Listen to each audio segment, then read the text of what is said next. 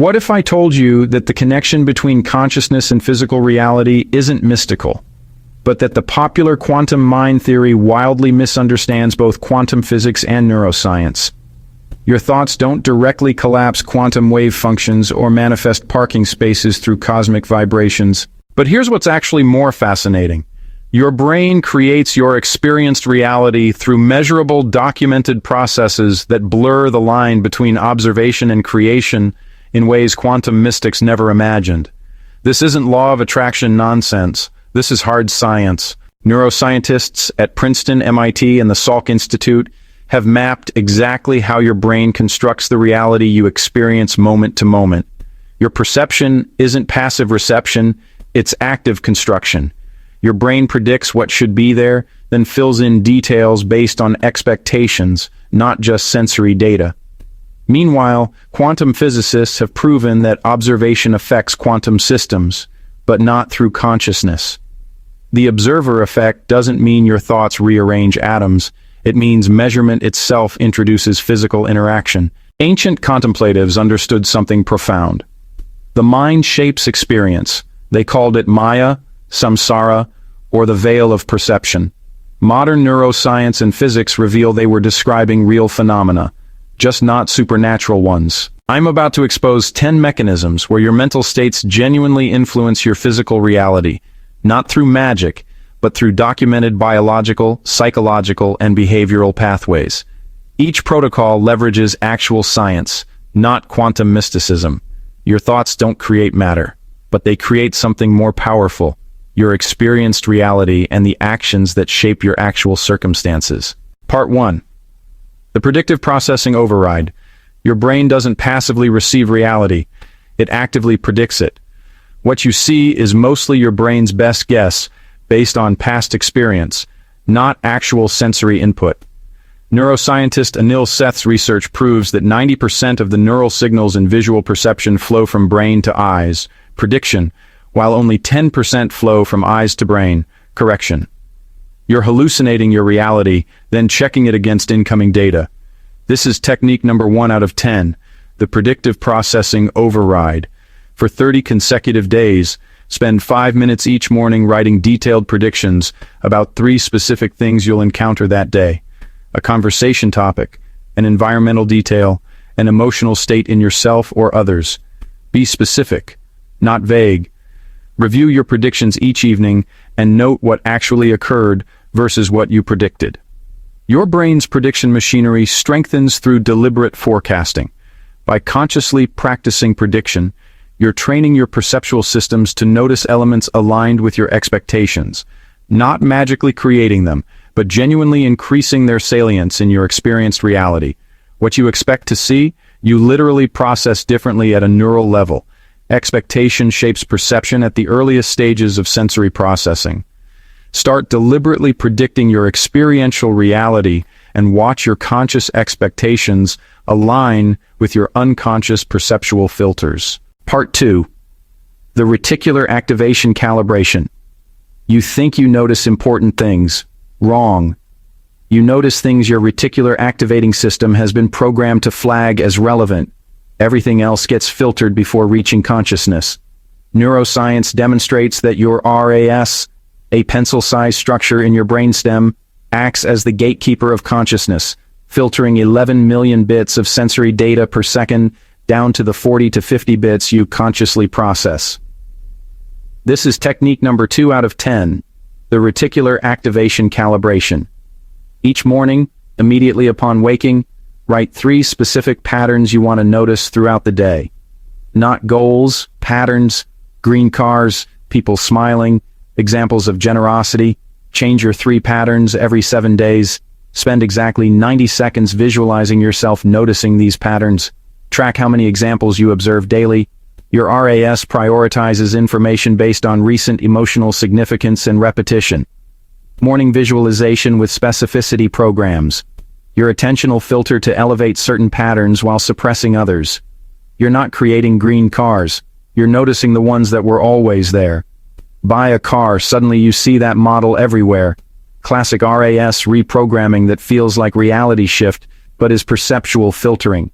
Start programming your attentional filters consciously and watch your experienced reality populate with exactly what you've primed yourself to notice. Part 3, the placebo architecture technique. The placebo effect isn't about fake treatments. It's about genuine biological responses triggered by belief, expectation, and contextual conditioning. Harvard researcher Ted Kapchuk showed that placebos work even when patients know they're taking inert pills. The ritual, expectation, and mental framing all trigger measurable physiological changes, like hormone release, immune response, and pain modulation. This is technique number 3 out of 10, the placebo architecture technique. So you want to create a personal ritual before any performance task, whether that's creative work, tough conversations, or physical challenges. The ritual needs 3 parts: a physical object you touch, a specific breath pattern, 3 deep breaths with precise timing, and a verbal anchor, which is just saying, "I am prepared." Do this exact sequence before every performance attempt for 42 consecutive days. Your brain starts to learn the associations between the ritual and the state you're after. That consistent pairing creates classical conditioning, so the ritual itself becomes a trigger for the physiological state you want. Basically, you're building a biological switch. The ritual turns into a reliable trigger for optimal neurochemistry and psychological readiness. Athletes' pre-performance routines work through these placebo mechanisms. The routine itself doesn't magically improve skill, but it reliably triggers optimal states. Start building these ritualized placebo triggers, and you'll see your ability to access peak states become controllable, not just random. Part 4, the behavioral probability shift. Here's what quantum mystics tend to miss. Thoughts don't directly create outcomes, but they absolutely influence the actions that create outcomes. And most of your actions are unconscious. Psychologist Roy Baumeister's research shows that about 40% of your daily behaviors are automatic habits you carry out without even thinking about them. Your underlying beliefs and mental models are what determine those unconscious choices. This is technique number 4 out of 10, the behavioral probability shift. So, pick one outcome you want. For 21 consecutive days, spend 10 minutes before bed writing in first-person present tense about the person who naturally achieves this outcome. Think about their daily behaviors, their automatic responses, and their unconscious choices. For example, I am someone who automatically notices opportunities. I am someone who unconsciously maintains boundaries. Repeating this kind of identity-level visualization actually influences your automatic behavior selection. You're not manifesting through cosmic energy. You're reprogramming your default behavioral scripts. When you start to identify as someone who does X, you unconsciously choose actions that line up with X. Identity comes before behavior, and it's way more reliable than willpower. People who identify as runners exercise consistently, while people who just have exercise goals often don't. Start writing your target identity narratives, and you'll see your unconscious behavioral choices start to line up through identity-level programming. Part 5. The confirmation bias exploitation. Your brain is always looking for evidence that confirms what you already believe, while it tends to dismiss anything that contradicts those beliefs. This isn't actually a flaw. It's a feature you can use to your advantage. Cognitive psychologist Raymond Nickerson documented how confirmation bias works automatically and unconsciously. You honestly perceive more evidence for what you already believe, which creates these self-reinforcing reality loops. This is technique number 5 out of 10. The confirmation bias exploitation. Choose one empowering belief about yourself or your circumstances that, right now, feels a bit uncertain or maybe even untrue. Every evening for 60 consecutive days, write down exactly 5 pieces of evidence from that day supporting this belief. The evidence can be tiny: a small success, a relevant coincidence, or a supportive comment.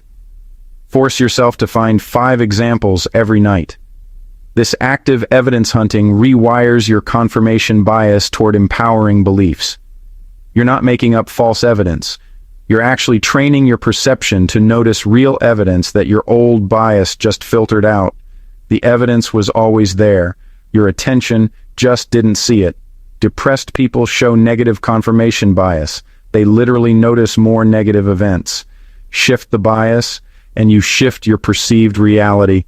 Start collecting evidence for empowering beliefs, and you'll watch your experiential reality shift as your perception starts to highlight different aspects of the same circumstances. Part 6. The proprioceptive feedback loop.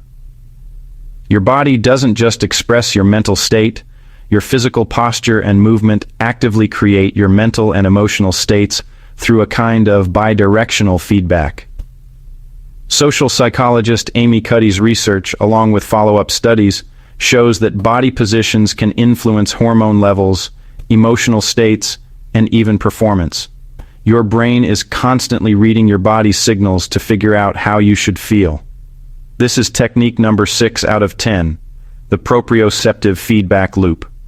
Before any situation where you want to feel confident, powerful, or calm, adopt a specific physical posture for exactly 2 minutes. For confidence, stand with your feet wide, hands on your hips, and chest up. For calm, sit with your hands in prayer position, spine straight, and breathe slowly. Keep the same posture for the same desired state, and do this consistently for 35 consecutive days. Your interoceptive network monitors body signals and generates emotions based on those signals. So deliberate posture sends signals that your brain reads as evidence of your current state. You're using body-to-mind communication to create the psychological state you want. Actors use this kind of physical embodiment to access emotional states. The body leads and the mind follows. Part 7. The social reality construction. Your sense of self and your understanding of reality are partially constructed through social consensus and reflected appraisals from others. Sociologist Charles Cooley's looking glass self theory, validated by decades of research, proves that you internalize others' perceptions of you. Social reality becomes personal reality through interpersonal reflection. This is technique number 7 out of 10, the social reality construction. Recruit 3 people who will consistently interact with you as if you've already achieved a specific identity transformation you're pursuing. Brief them explicitly on how to reflect this new identity back to you. Meet with each person weekly for at least 30 minutes where they treat you as this evolved version. Continue for 16 consecutive weeks. Your self-concept updates based on consistent social mirroring. When multiple trusted individuals reflect a particular identity, your brain integrates this social consensus as reality. You're not manipulating people. You're using social scaffolding to support psychological transformation. Pygmalion effect studies show that teacher expectations alone improve student performance. Social belief creates actual capability changes through altered interaction patterns. Start orchestrating social mirroring and watch your self-concept shift through consistent reflected identity from trusted others. Part 8. The semantic network priming. Words and concepts don't just describe reality, they actually prime your brain's associative networks, influencing your subsequent thoughts, emotions, and behaviors below conscious awareness. Psychologist John Bargh's priming research shows that exposure to certain words unconsciously activates related concepts and can influence behavior. For example, exposure to elderly-related words makes people walk more slowly, while achievement words can actually improve test performance. So, this is technique number 8 out of 10, the semantic network priming. Saturate your environment with specific words related to your desired reality. You can write them on sticky notes, set them as phone reminders, create visual word collages, or even use them as passwords. Choose between 10 and 15 words and rotate them every 28 days. Make sure you encounter these words at least 20 times daily through deliberate environmental design. Repeated exposure to concept clusters keeps those semantic networks chronically accessible. Your unconscious mind tends to gravitate toward thoughts and behaviors associated with frequently activated concepts. In effect, you're biasing your automatic cognitive processes towards specific themes. Hospitals that added nature images and nature-related words to environments saw reduced patient stress and faster recovery. Semantic and visual priming actually affects physiology. So, start engineering your semantic environment and watch your automatic thoughts align with deliberately repeated conceptual themes. 9. The attention density multiplication. Where you direct attention literally changes neural structure. Areas receiving consistent attention develop stronger, more efficient processing networks. Neuroscientist Richard Davidson's research on meditation practitioners shows that sustained attention practice creates measurable increases in cortical thickness and functional connectivity in attention-related brain regions. This is technique number 9 out of 10, the attention density multiplication. Select one area of your life where you want enhanced capability. Commit to 15 minutes daily of focused, distraction-free attention on skills, information, or experiences related to this domain. Use a timer. When your mind wanders, gently return focus. Track your daily practice on a visible calendar. Continue for 90 consecutive days. Attention functions like a growth signal for neural tissue. Consistent attention to specific domains strengthens relevant neural networks through use-dependent neuroplasticity. You're literally growing the brain infrastructure for enhanced capability in chosen areas. London taxi drivers actually show enlarged hippocampi because their attention is so focused on navigation. And musicians, well, they display enhanced auditory cortexes from years of paying close attention to sound. So attention really does sculpt the structure of our brains. If you start concentrating your attention systematically, you'll notice competence emerging as your brain deliberately develops in those targeted domains. It's all about intentional, focused practice. Part 10, the decision point intervention. Your life trajectory isn't determined by big moments. It's actually shaped by thousands of micro decisions you make automatically based on unconscious patterns and beliefs. Decision researcher Jonathan Haidt's work reveals that, honestly, most decisions happen through fast, automatic processes, not deliberate reasoning. So, your unconscious patterns determine most choices before your conscious mind even gets a chance to engage. Okay, so this is technique number 10 out of 10, the decision point intervention. First, identify your 3 most frequent decision types, like what to eat, how to spend free time, and how to respond to obstacles. Before each instance of these decisions, pause for exactly 10 seconds and ask yourself, what would the person I'm becoming choose? Then, choose accordingly. Make sure to track your choices daily. Continue this practice for 75 consecutive days.